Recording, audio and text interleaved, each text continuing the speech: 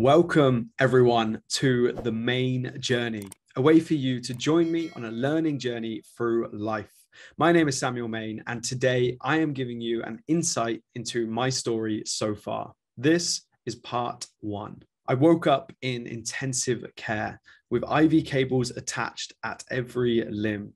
I was 19 years old at the peak of my fitness and success in sport when life hit me with my biggest scare yet. I was as fit as a fiddle, playing semi-professional football, living life to the full, and blissfully unaware of how fortunate I was until it almost came to an end. My entire identity at the time revolved around being the sporty, popular, and go-getter individual. My hardest decision in a day would be to choose what boots to wear that day. Life was easy. The date was the 18th of March, 2011. Working at the local leisure centre, finishing up the late shift, cleaning the dirty changing rooms, I knew something was wrong. I felt nauseous, dizzy, and sick, but I had a job to do. Once finished, my arrogance allowed me to stupidly drive home, which in hindsight was a bad idea.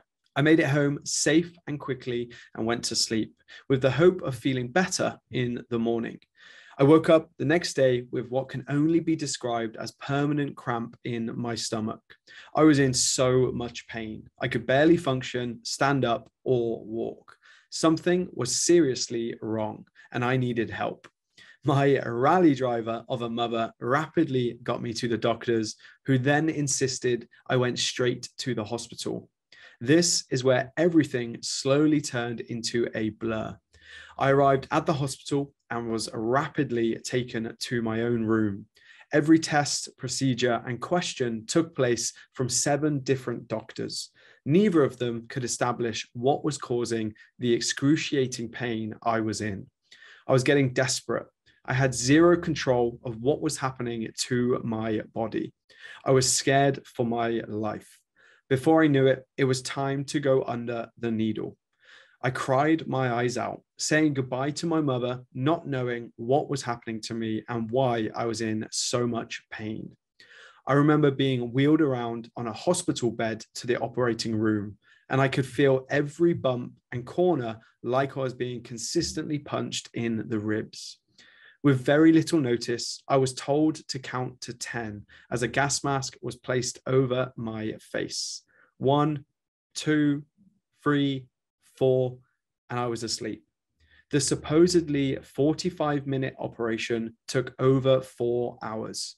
4 hours of me unconscious whilst my family traumatically waited in the room next door. I eventually woke up in intensive care, unable to move and in excruciating pain, with a 6-inch incision from the bottom of my ribs to below my belly button.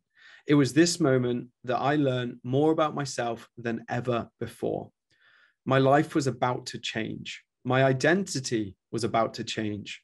My world was about to be spun upside down.